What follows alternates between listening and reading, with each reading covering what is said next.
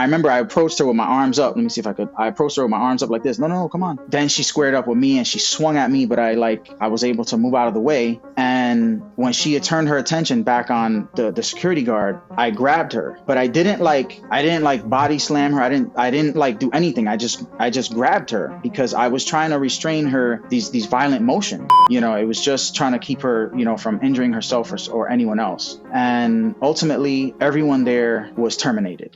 When this decision was made, to cut me, it wasn't just me. It was everyone involved. It was even my supervisor, my manager that was there. He too got terminated, and he had been there for like 15 years. It's just like the floor was taken from under me, and this thing that I had like so much purpose in was taken from me briefly.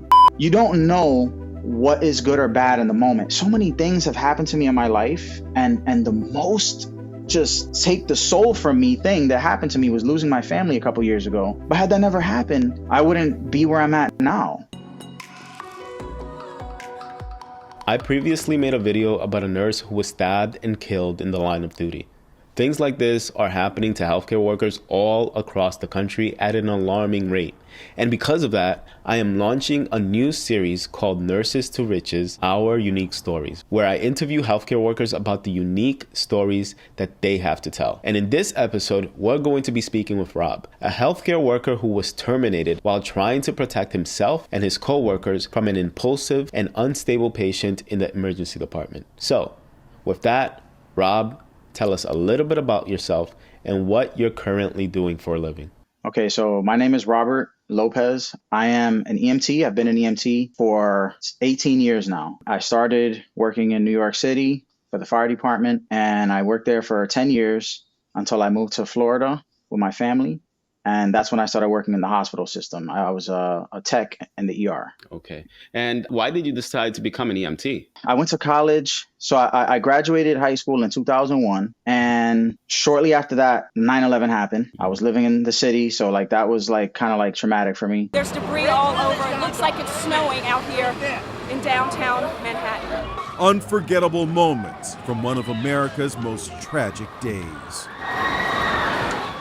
And I knew I wanted to do something in the medical field, but I didn't know what. I really wanted to try to help people. So I went to school and I started doing, in my mind, I was like, let me do something in the hospital. I'll be like an x-ray technician, I'll do x-ray. And because I had an aunt that did it, and, I figured this is all I know pretty much. So I went to college. I went to Bronx Community College, and I was terrible. Pretty much I just never really liked school. I just graduated high school. I was like, man, I got to do this again. I just wasn't doing well in my classes. And, I just basically was kind of spinning my wheel for 2 years. I wasn't really progressing. The only thing that I really excelled at was writing. I was like, wow, I didn't realize I have such a passion for writing. I actually liked it. But when it came time to renew, I was like, I'm not really feeling this. I don't really know what to do. But I remember one of my classmates was telling me that he was an EMT. I thought to be an EMT, it was just like being a nurse or anything else. You had to go to college. I thought you had to be had to have a degree. So it wasn't really something that ever came into my head. But when he told me, no, it was just like a certificate program. You could just, sign up for it. It's a couple of months long. You get your certification, and then you can start working, So I was like, man, I think I'll do that until I figure out what I'm going to do. So I, called my dad and I was like, hey, Dad, listen, I want to do this. I want to become an EMT. So he gave me the money for the program. I lived in the Bronx, and the class that I took, the EMT class, was all the way in Coney Island. It was a hike. Yeah. Oh my God, man. I used to live in Coney Island in the projects. So I know how far it is from the Bronx. Avenue T. Oh my God. Yeah, man. Yeah. 2-hour ride on the train at least. It was forever. Wow. I had to wake up at the booty crack of dawn every morning and take the train. And it was packed in sardines until Wall Street. And then it was just all right, now I got the whole train to myself. That's because nobody wants to take the train to Brooklyn, that part of Brooklyn specifically. Yeah. Yep. So I started with my best friend. I was like, let's become EMTs, And he didn't make it past CPR. So yeah, he was just like, this ain't me. So I continued going on my own. I got my certification, and I remember thinking like, I can't wait to work for FDNY. Like that was just like, FDNY is like the Navy SEALs of EMS. Yeah. Yeah. It is the largest 911 system in the world. They answer just the most calls. So I was like, this is my goal. Wait, So and for everybody who's listening in, FDNY stands for Fire Department of New York, right? right. Okay. And to clarify too, the fire department in New York is separate. EMS and fire are separated. So like ambulances will say FDNY on them, but the EMTs and medics are not firefighters. And firefighters, conversely, they're just firefighters. They don't respond to medical calls unless they're like tier one medical calls, like cardiac arrest and stuff like that. So I paid like a little bit of extra money when I took my test to get my immediate results. I got my results. The next day, I called that number and I was like, I'm a brand new EMT. This is my certification number. And they said, okay, we'll put you on the waiting list. And every couple of months, I got like a phone call, come in here, send us these papers. And in the meantime, I started working for a private ambulance company called Rural Metro. So that was like my first foray into like anything like that. And I was just transporting patients, from hospital to rehab or whatever have you, nursing home to hospital and discharges and stuff like that. So I didn't really like have anything emergent yet. Nothing serious happened. One day we got flagged for like somebody having a seizure in the street. I was driving with my aunt who got me the job. We got flagged for like somebody having a seizure. And I was like, I might as well have been a layperson. I was like, what do I do? I was like so nervous because every patient is like packaged and, like, you're just getting them, and then you just take them. You're like a glorified cab driver kind of. But the first time I got to like do something was in that situation. So it gave me a taste of like, wow, this is exciting, and it also made me feel like I don't want to have this feeling again where I don't know what to do. I really want to excel at this, and I want to give these people like the best possible chance at surviving and thriving. So I really like had it in mind that I was just going to be like, I was going to give it my all. And so a couple of months later, actually, it was pretty much almost a year to the day that I started Fire Academy, FDNY EMS Academy. It was like 3 months. It was like the first 2 months was just like becoming an EMT again. It's like the first 2 months is EMT school. And then after that, the fire department gives you their specialized training because EMS in the city is different from anywhere else. There's buildings, you got to use a stair chair a lot. Like there's just a lot. You're working with a team. It's just very different. It's very dynamic and everything changes in New York, really quick. It's like this call was in a park and then the next job is like in someone's living room, and then the elevator breaks, so like it was just very dynamic and the training was very dynamic. And this was also post 9/11. So we did a lot of MCI training. MCI means multi-casualty incident, where our classmates had like movie makeup on, like skin flap and like blood. And, we didn't know what it was. It was some kind of explosion and it was like an exercise in triage. So it was definitely like the most incredible training I've ever received, for sure. So what would you say is the difference? Because a lot of people who are watching this probably want to become EMTs or EMS workers, but they don't know what the difference is. Can you explain what the difference is? Yeah. So EMTs it's BLS. So you are basic life support, but that's not a knock against it. Paramedics will do more advanced things. They'll start IV lines. They'll do EKGs. They'll check, the heart, and they'll administer more medications, and they'll do it IV. So paramedics, definitely, they deserve every ounce of respect. However, EMTs kind of handle the majority of the workload of what happens, especially in a big city like New York. The majority of calls are not like cardiac arrests. They're not like severe asthma attacks or anaphylaxis. They're just somebody got sick, somebody got hurt, somebody fell, twisted an ankle. If someone's arm is broken and like their bone is sticking out, like they kind of really don't need medics per se. Like they get EMTs. EMTs go to shootings, to stabbings. Like we see everything. Like in my 10 years there, I delivered babies 3 times. Wow. Yeah. Like, I mean, I was in the middle of a shootout one time. I walked out this building and it was like, pow, pow, pow, pow, pow, pow. And I'm like, what the heck? And I'm like, people get shot right next to me.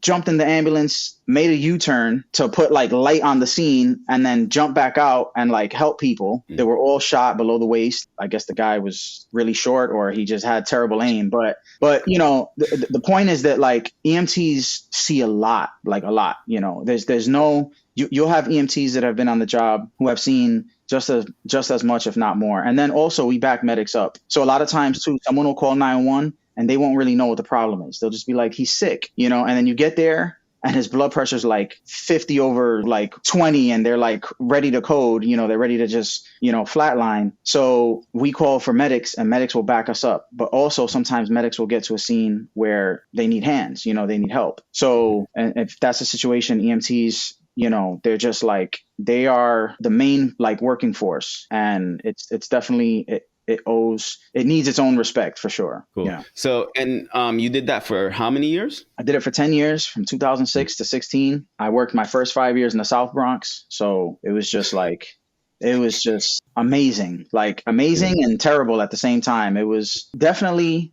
just one of the most incredible things that I could say throughout my lifetime I've ever done is serve in a place like that, you know, where the need is so great, the population is so dense, and you just really get to see like all facets of life. It really helps, like if you go to work and you feel like you're making a difference. Even someone who might be lazy, there's no escaping it. Like you're gonna get something like crazy throughout your tenure there.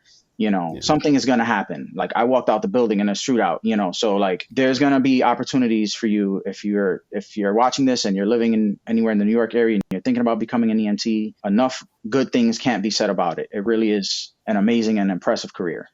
Yeah. And, you know, if any of our viewers are watching and you don't know what New York is like, the South Bronx is like one of the most dangerous parts of New York City to work or live in, which is why Monica and we never lived in the Bronx.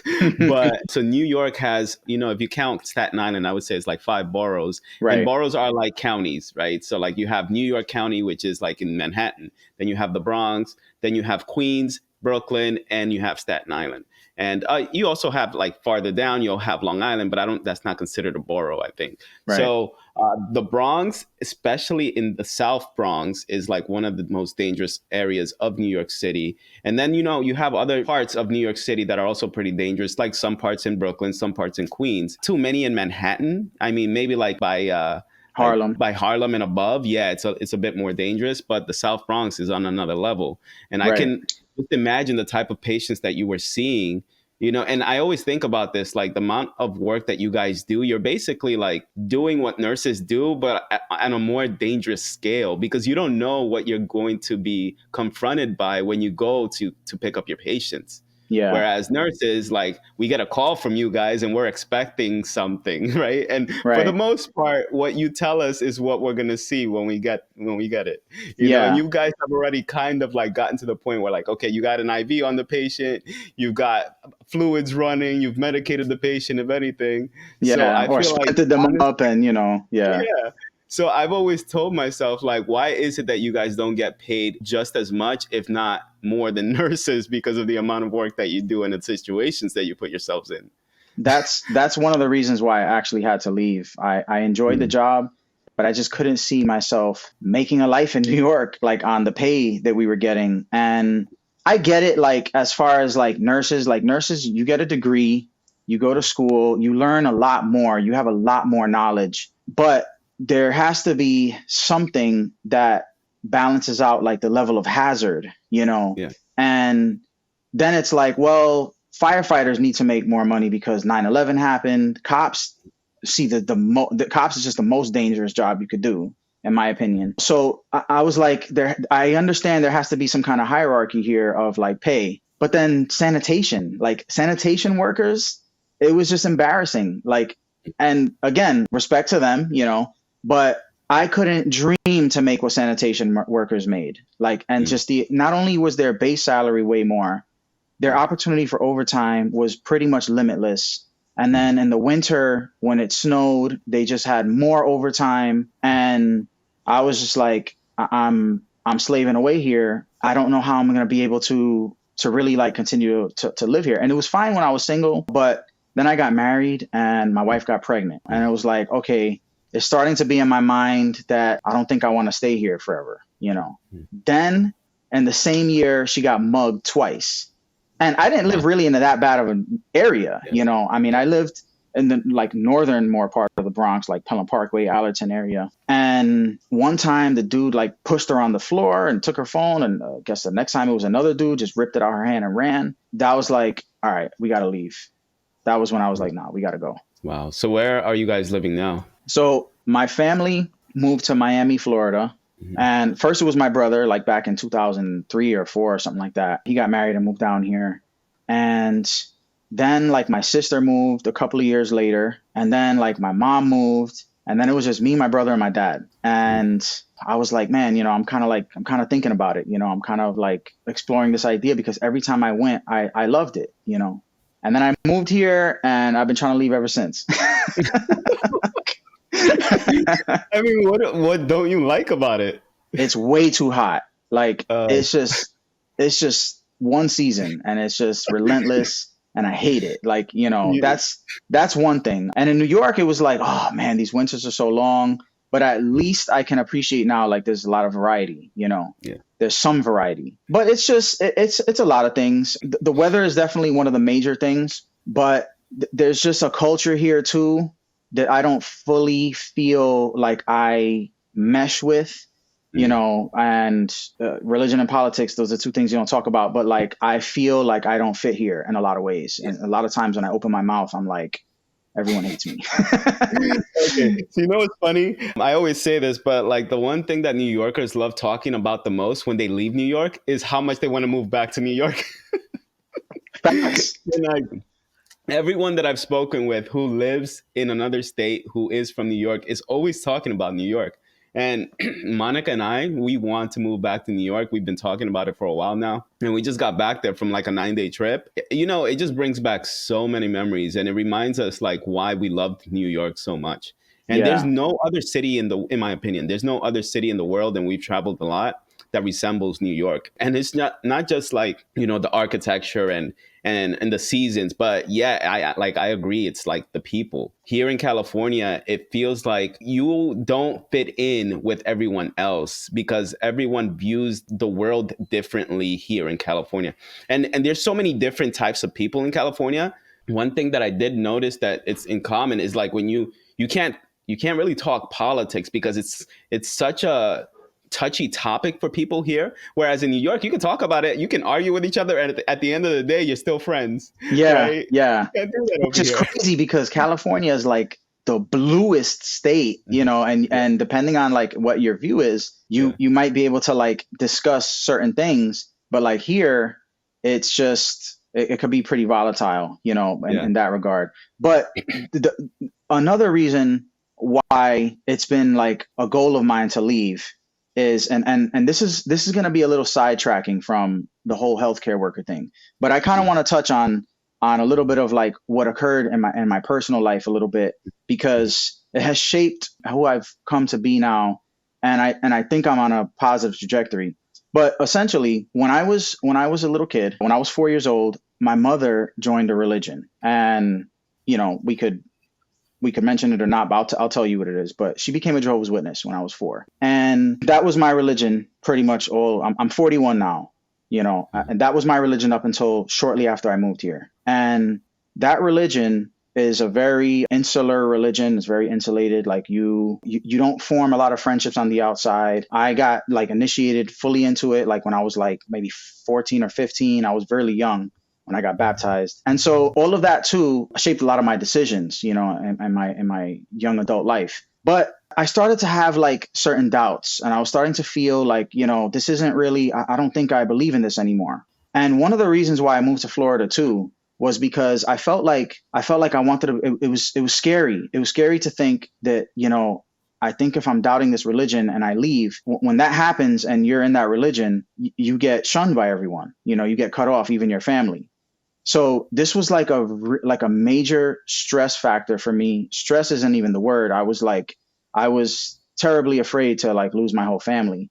So I figured let me also a solid reason to come here would be closer to my family, and maybe that'll ignite the passion in me to continue, on my course. But it didn't. And ultimately I just felt like this isn't for me, and I don't want to raise my son. My son was only like a couple of months old. And I said, I don't want to raise him like this. I want to leave. And when I came forward with that news, it was just like my life went completely upside down. And most people really won't be able to understand the effect that could have on someone.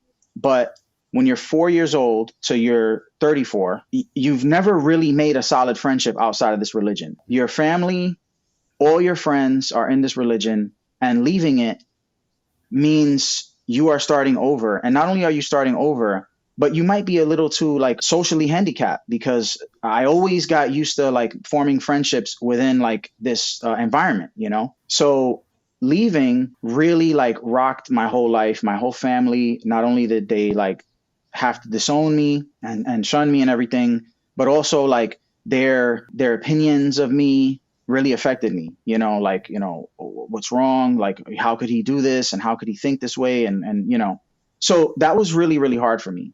And it affected me in so many ways. When I came here, I started working in a hospital, and I can go back to this a little, later, but I started working in a hospital, but like, I like started to lose weight. My coworkers were like, what's wrong with you? Like, I mean, I went from like about where I'm at now, like 175 to like 135 and Wow. like 3-4 months.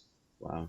And I was just terribly depressed, because I would reach out to like my mom, and she might respond once or twice, and then like she would be hurt by like what my decision, and then she'd block me. So she was trying to deal with it her own way, and I've actually moved past a lot of like what happened in the past, but it all has to do with where I'm at now. And all of that is to say that things got, pretty bad for me. I was terribly depressed. I was losing weight. I actually left the job. I left the hospital. I started working at an ambulance company, doing transport again. And eventually I was able to like start to come out of this depression by just increasing my learning, increasing my understanding about just the human condition, like in general, and ultimately I was able to like go back and kind of like forgive everyone in my family, and understand that everyone is coming into life with their own knowledge, or they're trying to live the life the best way they can, and I really can't like judge anyone for behaving a certain way when that's really all they know. But essentially all of that has built me up and built my character up to one now where I want to help people even more. My journey now is my goal is to become a nurse, but I want to become a psychiatric nurse practitioner ultimately, because the short like synopsis of what I gave you in my life can't even come close to just the amount of ups and downs and terrible depression I had. And when you're that depressed, like nothing works. Like nothing makes you happy. Sometimes like my son would come in my lap, he'd sit in my lap and he'd be smiling, and I just couldn't even smile at him. And when it gets that bad, you're left with a choice. You have to, and sadly some people make an irreversible choice, who feel that level of sadness that I felt. But fortunately for me, I was able to turn it around, and I was able to, start to slowly and incrementally change my life for the better, and take in new knowledge of how to cope with sadness and with loss, and that kind of brings things more to like the contemporary point where I'm at in my life now. So, are you in a position now where you do find happiness in like spending time with your son and your girlfriend and Yeah, the people yeah, around you? of course. Yeah. My wife and I, we have 2 kids now. We have 2 kids. I can't say like no one has ever like reached full happiness, like there's just always new things that you can attain to. But things have changed completely for me. And basically like a little bit over a year ago, I applied to work back at this hospital that I worked at before. And this is the hospital where I was working when like this turmoil was happening in my life. I had to leave because I couldn't do the job anymore. And I needed something that was a little bit more mindless and I got this job in the Keys, driving an ambulance, from patients that needed to go from the Keys to like Miami. So that was actually in a lot of ways a very peaceful job because the Florida Keys are beautiful. You're just driving and it's like it's paradise. And a lot of times I would just have a patient and my partner in the back, and I would just drive for hours, and it's almost like very therapeutic. So I was kind of like the break that I needed at that time. But over the course of time, I had new goals, and I wanted to shake that, that sadness off. So I kept making goals. I actually became a firefighter in the state of Florida. So like in Florida, you have to like go to your own school and become a firefighter. Like you have to become certified, just like medic or anything else. Mm. So I did fire school like 3 years ago. And even though like I never got hired by a fire department, just that was such an accomplishment for me. Just that's very common here where like EMTs and medics, they'll do fire school. They'll try to get hired with a fire department, or, if not, they'll just go to nursing or whatever have you. But since I didn't want to stay here permanently, I realized like shortly after I arrived here, eventually I want to leave here. I didn't want to get a job where like my roots are here now, and if you're a firefighter, that's pretty much it. You start putting down roots and you start, you're getting a pension now. Like, why would you leave that type of job? So, but still, it was an accomplishment that, to become a firefighter in the state of Florida.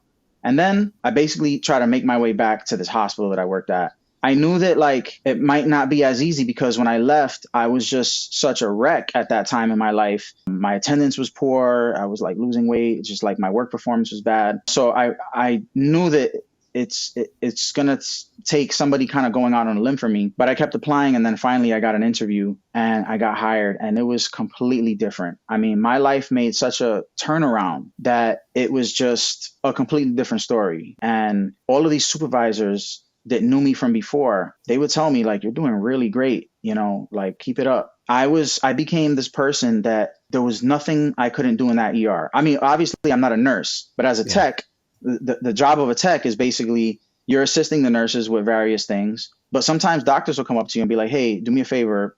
I need a splint in this room. And then I have to go and make like a fiberglass splint custom. I decided to like really like pour everything, like give. There was so many techs there that was like, I hate this job and people. And I'm so like, they were so disillusioned. And so that can happen in healthcare. It can be the most thankless job ever. And you would think it wouldn't be that way. You would think that people would be so appreciative. And sometimes they are. But it can just be this job where like you're just constantly being bombarded, with people in their worst state. And I decided I could like complain about this. But since when has that ever done anything? That doesn't really accomplish anything. And it started to like go back to like things that I started teaching myself when I was going through all of those terrible times. I started kind of like reading about like Stoic philosophy and how the Stoics were able to deal with like such terrible times. And I felt like, man, like I'm getting such a late start on this in life. Like I'm in my late 30s. And just now I'm getting a hold of this information. But then I found out this interesting fact. Marcus Aurelius was the emperor. He was one of the emperors of Rome, very famous. And he himself was a Stoic philosopher. And what I didn't realize was that he became emperor of Rome when he was 40. He was like 39, 40 years old, Mm-hmm. So a lot of times, like we start late in life sometimes. And I just began to change my perspective. This Stoic philosophy that I started learning before to deal with my despair. I said, you know what? Like if I can pour everything into this seemingly menial job where I'm just like carrying out tasks, not only will it help me, but it'll help my coworkers. And within a year, I became this person. It wasn't so much a title, but like all my supervisors were like, listen, like, so over here, psychiatric patients, they're called Baker Acts. So if you have a Baker Act, you have to sit on them 1-to-1, but they wouldn't want me to sit. They would put somebody who was like, maybe like a lazier tech or someone who would volunteer, because they knew sitting me down was a waste of a tech.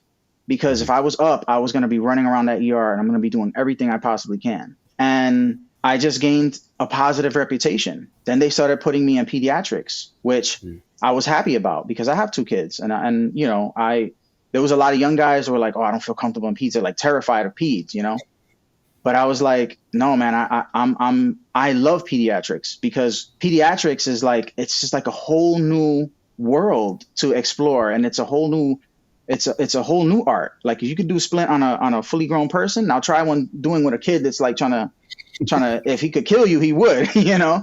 And then it was just this mentality where I felt like, and they started giving me people to train too, which also I felt was because I was applying these principles into my life. But I remember one time I was training somebody in peds and I was telling them on the adult side, mostly everything that happens to adult is their fault. If their cholesterol is really high and they got a heart attack, it's because they chose to eat junk their whole life. If they fell off of a motorcycle and they got hurt, don't get me wrong, you still care for them.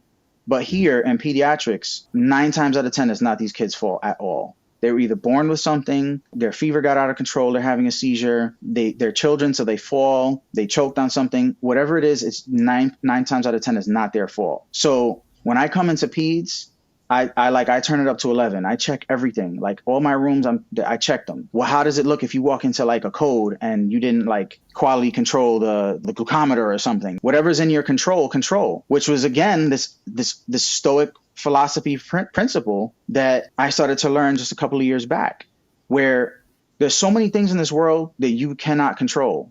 Mostly everything you can't control. There's a lot of things within your own body that you can't control. You can't control with your mind whether you get a tumor or not. But what you can control is how you think, how you perceive the world, how it comes at you, and what you do and how you react to everyone. Those are the things that you can control. So control them the best way you can, because that's what's going to help you be prepared for whatever situation comes your way. And for the situations that come your way that you have no control over, you're able to like relinquish it and not feel like this was my fault, you know? So it's just overall like a very positive principle to employ, especially in healthcare. Gotcha. So what is your plan at this point and where are you at in your life right now? So that kind of like that question is kind of related to what happened to me with this job that I had at the hospital. I'm not working at the hospital anymore, but essentially I had a patient come in who I guess she took drugs.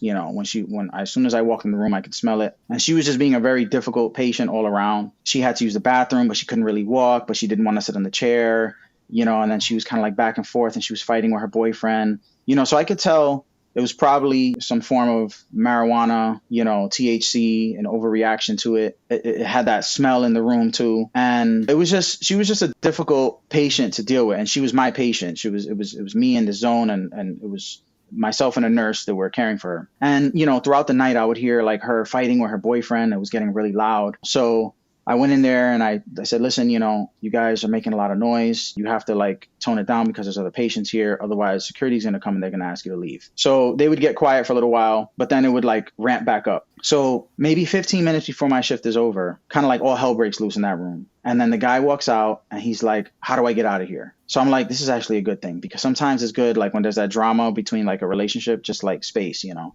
So I said, okay, the exit's right there. So he left, but she came out not wanting him to leave. You know, she was carrying on and making a lot of noise and screaming and everything. So like when I went up to her to like help her corral her back into the room, oh no, she like kind of like started to fall to the floor. She seemed unstable. So I'm like, no, come on, let's go back to the room. She said, get away from me. You know, she did one of these, you know. So I said, okay, you know, I threw my hands up and, you know, I'm not going to like force anyone to stay. And, you know, she made her way outside into the lobby. And that's when I heard like a big, huge commotion, you know. So I ran out there to see what was happening. And she was like fighting with one of the security officers. But he seemed to kind of like have it under control. So I wasn't like really trying to get involved in anything. As she was walking out, though, she grabbed the scale that we weigh the patients in the lobby and she like tried to throw it. It's really like bottom heavy, though. So she couldn't lift it off the ground, but it slid and it almost hit this little girl. She looked like she was maybe 4 years old. The same age as my son. And that's when I ran to like get in between them, you know, and she was like wailing her arms. So now I find myself front and center with this girl who's just like acting out in violence and swinging her arms around, and me trying to like protect this kid. I find myself now like, again, like just in the crossfire, you know. And on the way out, she spit on the security guard, and essentially like that led to a rumble between like everyone. And not only did she spit on him, which it already happened, you know, unfortunately that happens in healthcare. And anyone who's been in this job long enough, I've been spit on too, you know, and it's terrible. It's just like the worst thing you can do to someone. But not only did that happen, but then she like squared up with him and like wanted to fight him. And again, he's a guy and she's a girl. And, I really didn't feel the need to like really jump in until she connected with this guy. She actually hit him in the face.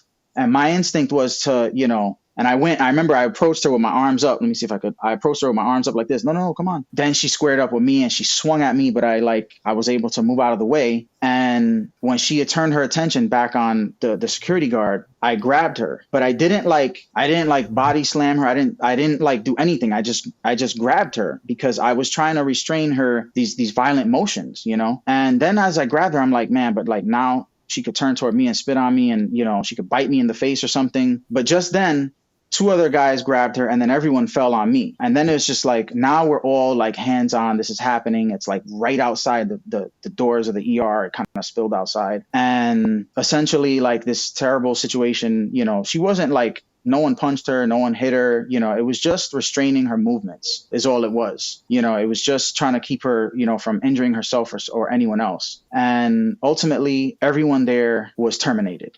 Everyone that had like hands on was terminated, including myself. And it was just like, it was such a blow to me because for the first time in so long, if you just consider my life, everything that happened, I went through all of this sadness and despair and I couldn't perform at work. And even in the fire department in New York, it was like kind of like just like going through the motions for the first time. And it's just like a year long, I was just like a rocket. Like I just couldn't be stopped. And I had all of these goals. We had a group chat for like all of the techs in the whole ER, like day shift and night shift. And at one point there was like a lot of organizational changes happening and everyone was like complaining about it and like, oh, they're making us do this and making us do that. And, we got to be nice to these people and, they're terrible.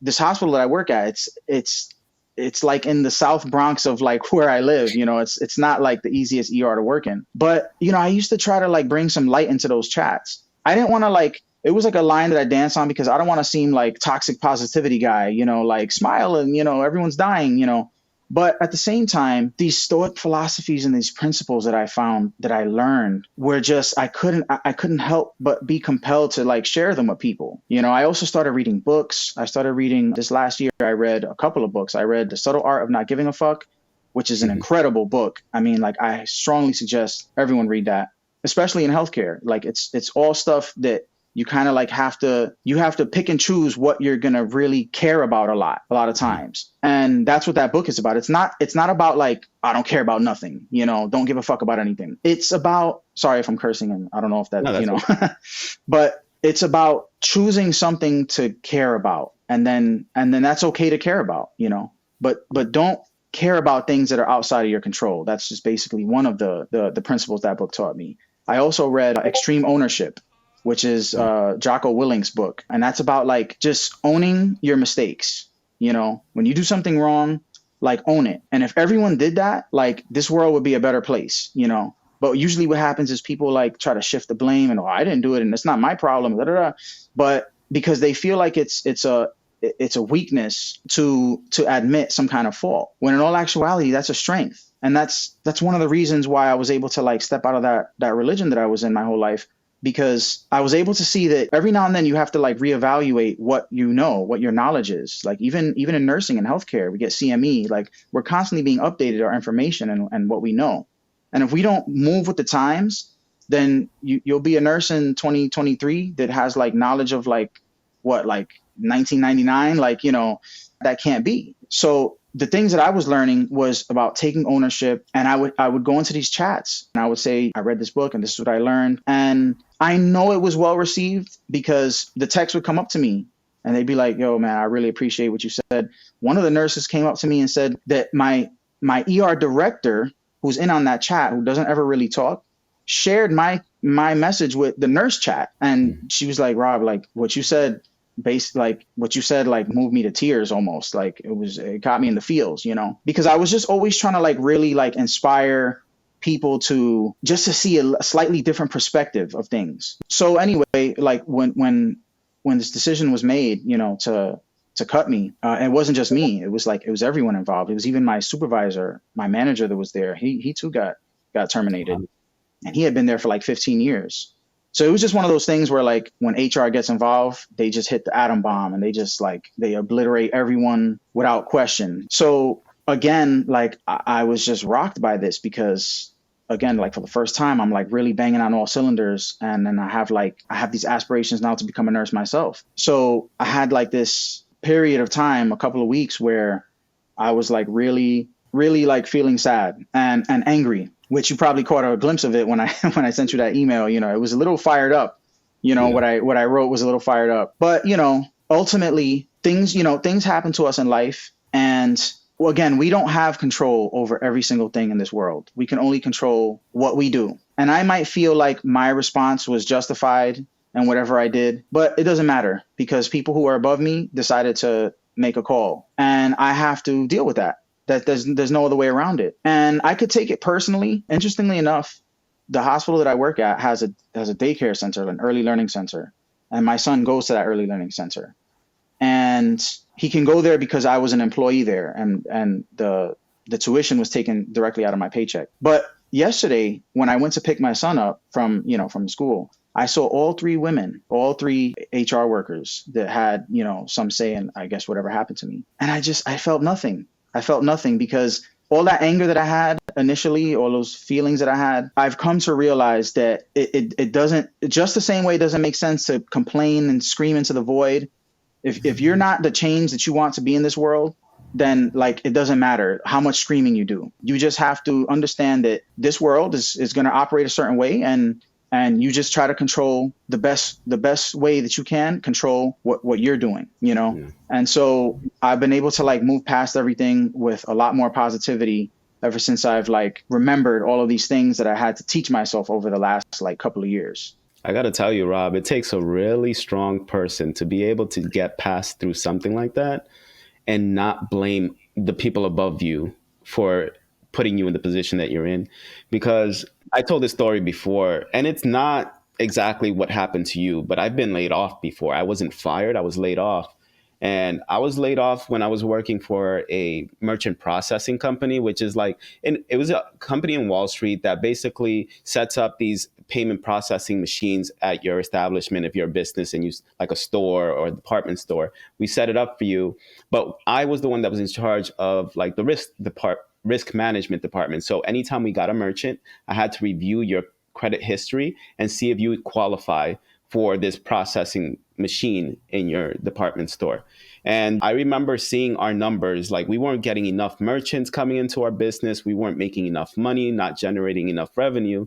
And this was happening over the course of a couple of months. And I was telling everybody in our department and our company that we were not making any money. And I was telling them to prepare themselves because if we weren't making any money, the company was not making any money, then ultimately the decision they would have to make would be to cut us from the department and the company overall. So I came into work one day and I see like two employees I've never seen wearing black suits in our manager's office with our manager. And I look to my side and I see all of my coworkers with their heads down, just shaking their heads. And I knew that was the day that I was going to get laid off. But I didn't know it was the day that also 50 of the employees that I was working with were also going to get laid off.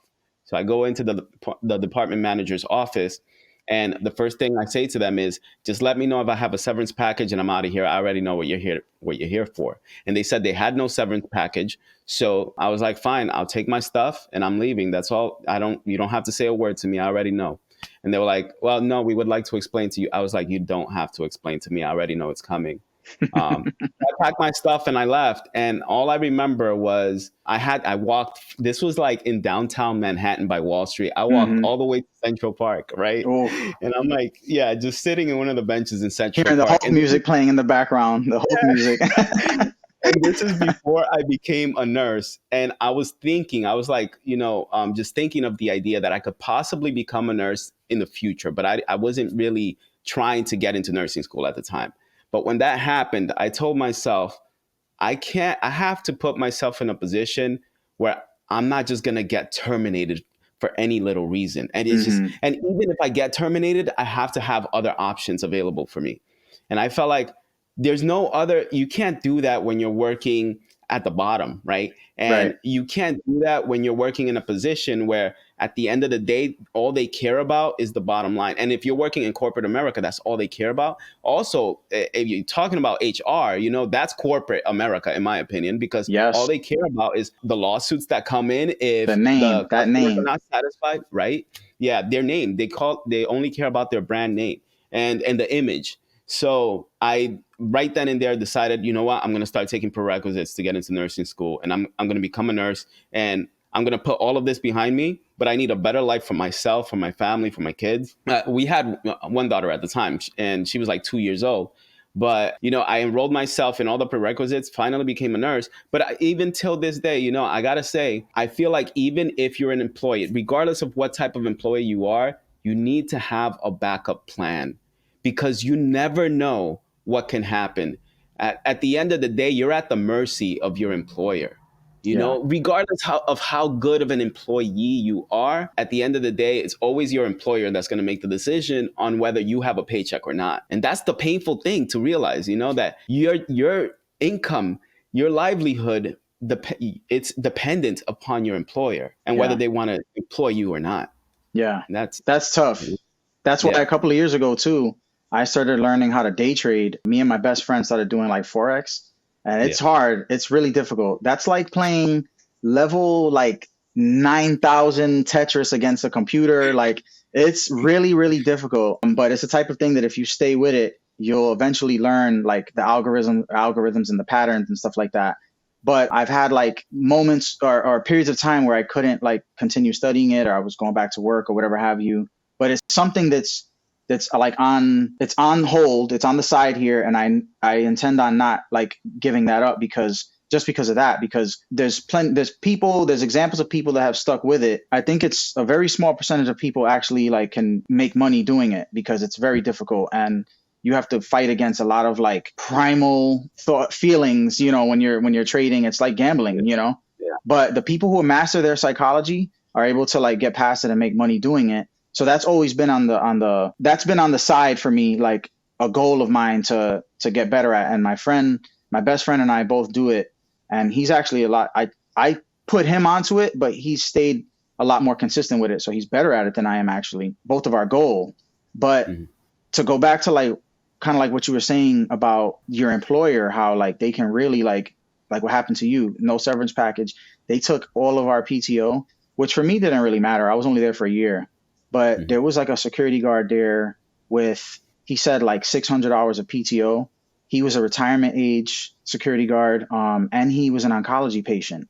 So I don't know if he had like it in remission or if he was actively getting treatment. But afterward, like the guys called me and they were like, "Hey, like, would you be able to, some of them knew me. They knew my character. I mean, I'm no lawyer or anything like that, but like I enjoy writing, and like they knew if there was anyone that's gonna kind of like represent them, it would be me." So I actually wrote a letter to the CEO of this hospital, and I'm choosing actually not to like say who they are because, well, that's another Stoic philosophy I'll get to in a minute. But I wrote a letter to the CEO, and it was a really kick-ass letter. It was like, I was like, wow, I'm actually kind of proud of this letter, And I sent it to him. I got a response like a week and a half later that they wanted to meet with me in person. And they said that the wording was basically, we'd like to meet with you so that you can, air your concerns with us, and that we can explain the reasons why you were terminated. But I had already received like a letter in the mail. I knew what policy they said I violated. So I wasn't really interested in that. And I responded to them and I said, well, thank you for reaching out to me. I too would like to have a fruitful conversation about this matter, but I'm not interested in hearing the reasons for which I was terminated. I understand those reasons. Unless we can have on the table me getting my job and everyone's job back, then I don't have any desire to meet in person. And that kind of took a lot, because when I first got that response, I was like, yeah, just go, just go. But I feel like in life, that's something that I've like had to train myself how not to be. Again, I got to take it back to like my background in that religion and everything. It's all about like just following the rules of the hierarchy. There's nothing wrong. I'm not like a rebel. I don't think, there's anything wrong with authority.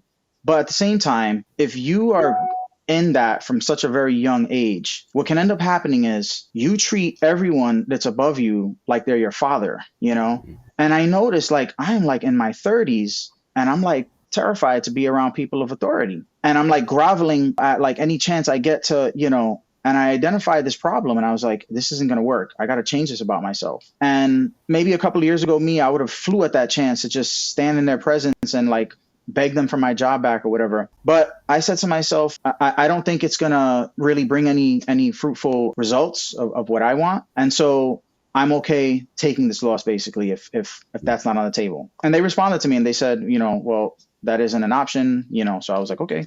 I didn't respond back. I just said, okay, I'm just going to leave it. I'm gonna leave it as it is. But that kind of like, it made me think about when you said, oh, we want to tell you the reasons. You're like, nah, I'm good. Like, I don't need to hear the reasons. I already know what's up. No severance package. I'm leaving. And then two, you had that long walk from, from Lower Manhattan to Midtown. I also had like a couple of weeks there where I had to like gather myself. It was like I went from I worked nights, and then like now I'm just home every night. And then in the morning I get my kids ready, take them to school, and I'm like cleaning the house.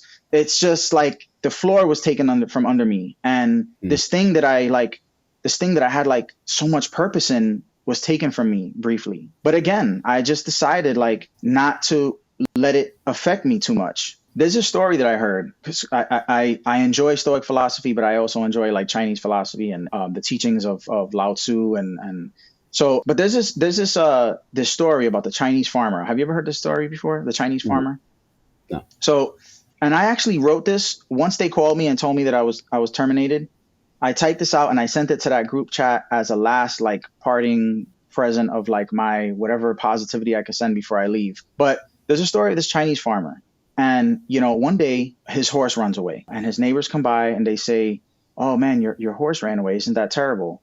And he said, maybe. And then the next day his horse returns with 7 wild horses. And the neighbors again come by and they're like, wow, 7 new horses. Isn't that amazing?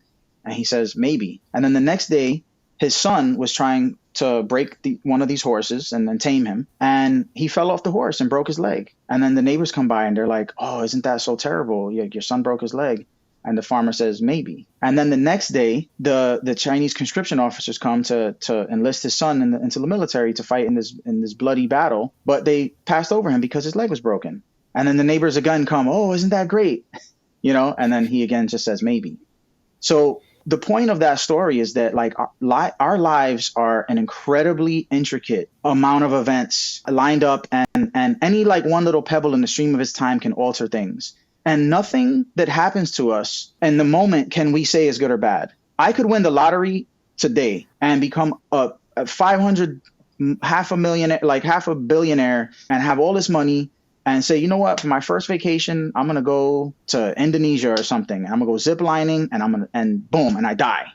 You don't know what is good or bad in the moment. So many things have happened to me in my life. And the most just take the soul from me thing that happened to me was losing my family a couple years ago. But had that never happened, I wouldn't be where I'm at now with a more positive perspective, with this desire now to become somebody who can like officially licensed give therapy. A nurse practitioner is someone who can prescribe medication.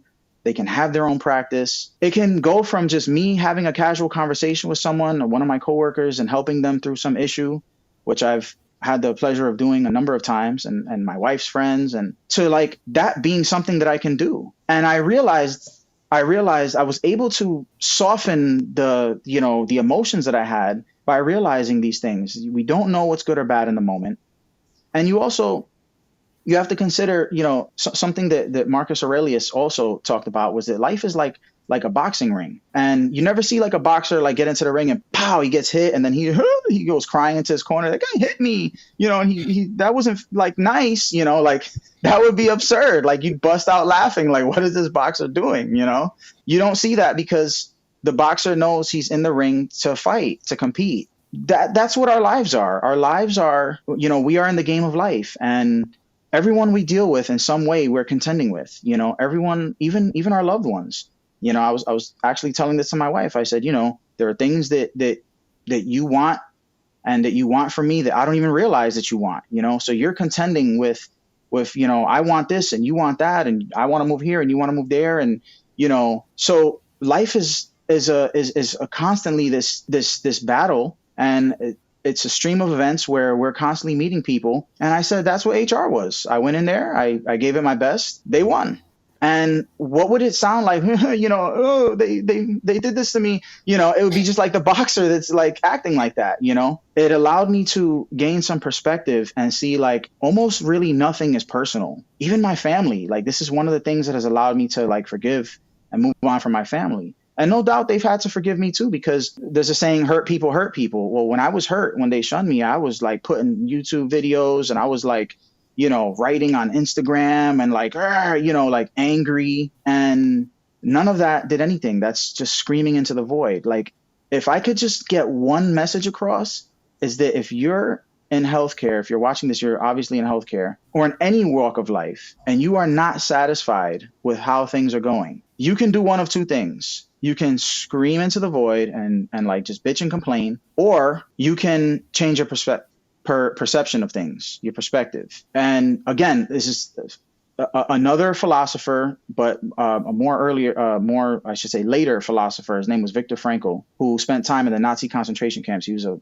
psychologist that when Nazi Germany took over, they put him into a concentration camp. He never saw his wife or his son again. They died in a gas chamber. Never saw them again. He suffered like immeasurably. The camp that he was in, the prison guards like to give favor to the prisoners that treated other prisoners worse than they did. So like you'd gain favor if you treated other prisoners like crap, the worse you treated them. And that's where he was. But he said, he's famous.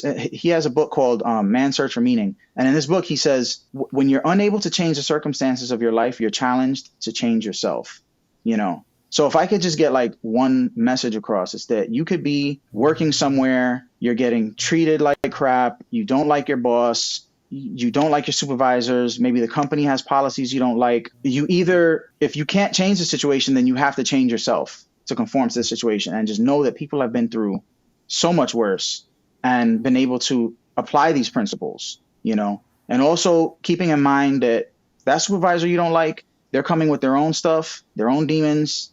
Their kids don't listen to them. Their spouse hates them, and they're bringing all that baggage to work. And life is like a boxing ring, and you're like taking their hits, and you're learning how to switch your strategy so that you're not as affected, by these hits. And that's what's helped me to get past like what happened to me, and to continue to become. I just enrolled in school, so I start in January 3rd. I start my prereqs. And I haven't been in school since, 2001, so I'm like dusting the cobwebs off my brain, but I'm going to start nursing with the goal of getting my associates, and then eventually, going for my master's so I could become a nurse practitioner. I got to say, Rob, you're a pretty well-read and well-rounded person. I don't think you're going to have a hard time with nursing school, especially with all of the experience that you've had. The prerequisites, yeah, you might have some hiccups here and there, but it seems like you've been through so much that nursing school is just going to be like so easy for you to get A through, breeze, yeah, even through the challenges you're going to go through compared to everybody else that you're going to be surrounded with. Yeah. Because I know that all of the people that I went through nursing school with who had experience in healthcare did so much better than those who didn't. Yeah, And I mean, you have over 10 years of experience. And then my wife and just finished. My wife just finished nursing school. She just Wow. So this is also very. I personally don't believe like in like the predestined or whatever, or fate or whatever have you. But it's just a happy coincidence that she passed her NCLEX, and then like maybe like 5 days later, I was terminated. Or like she passed her NCLEX, and then like 2 or 3 days later, this incident happened, and then. But the reason why that was important, and I choosing to see the good in it, is that had she not passed that NCLEX, she'd be making much less money, because she started at the same company as a security officer, and she worked up to she was a nurse intern, so she was able to like get some practice in, and like do like basic things like a CNA basically. And the pay increased, but she was forced to do part-time. So we would not have been able to make it, And then I don't know if anyone has heard how crazy Florida is with prices, but it is ridiculous, So I look at all of that and I view it as a positive that happened. It's just, you have to be able to you have to be able to like kind of like find a silver lining. It's not toxic. It's not good to be toxically positive. Like you have to just be able to like observe a terrible situation and be like, this sucks, you know, and then observe it and then like kind of like just move past it. So that's where I'm at right now. And I'm glad that my wife just finished. And like you said, it's kind of like fresh in my mind, everything that happened. You know, I actually helped her study for her NCLEX because she's like not a good she's very smart academically, but she doesn't like taking tests. She gets like bad anxiety. So I sat on this very computer. I sat on the floor while she was doing questions. I helped her with the questions, and then I have, like you said, I have some kind of like stable background in it, and I'm glad. And you are actually living that Chinese farmer's life right now, because look what happened. You got terminated and your wife just passed her NCLEX. That's Yep. crazy. Yep. Wow. And then I signed up for school. Like it's like a lot of positive things. And I actually too, I actually like so when I worked in New York City, there was like this lawsuit happening. The union was suing the city, and like also then I got news that we won that lawsuit. So like I'm gonna get this chunk of money coming now from New York from like 10 years of pay that they owed me, and it's definitely, I mean, it's not like I'm gonna freaking buy a Mercedes or nothing like that, but it's, it's expensive in Florida, and it's gonna allow me to like catch up or basically like, stay up to date and stuff like that. Yeah. So yeah, like I'm happy about that. So is your plan to move back to New York after you graduate nursing school or before that? Before, but not, I don't know about New York. I don't know. So I actually bought your spreadsheet a couple of like maybe like 2 months ago. I was like, man, I was on that thing. I was like researching. I'm like, what about this city and that city? So I have family that lives in San Jose. I was looking over there. I was like, what would this be like to live over there? The weather in San Jose is obviously beautiful, but it's very expensive. And then looking at your videos and everyone, I'm talking to everyone. Is again, like you talk about like politics and stuff like that. I didn't even say politics. I'm at work talking about how beautiful California is and how nice, how much the nurses get paid and the union. Yeah, but then you got to deal with the homeless and you got to deal with the governor. And I'm like, okay, I didn't say all of that. I'm just talking about how much money they make and their overtime laws and their unions, But I don't know. So at this point, something about New York always calls me back. But at the same time, I feel like maybe if I visited there more often, like I wouldn't feel like the desire to move back. I have a sister that lives in Augusta, Georgia, and that was one of the first places that I looked up. And it turns out that nurses in Augusta, Georgia, on average, make only $1 less than what they make here. But the cost of living is like, so it's a toss up. It's most likely Georgia, but something about New York always wants to call me back, man. Like something about it. Just when you do become a nurse and you land your first job, I want you back on the show. We can let people know the good news. If you enjoyed this video and you want to see more like it, make sure you subscribe to the channel and watch this video here where I interviewed a travel nurse who was attacked and hospitalized by a patient, returned back to the workforce, and is now making over $500,000 per year with her side hustle.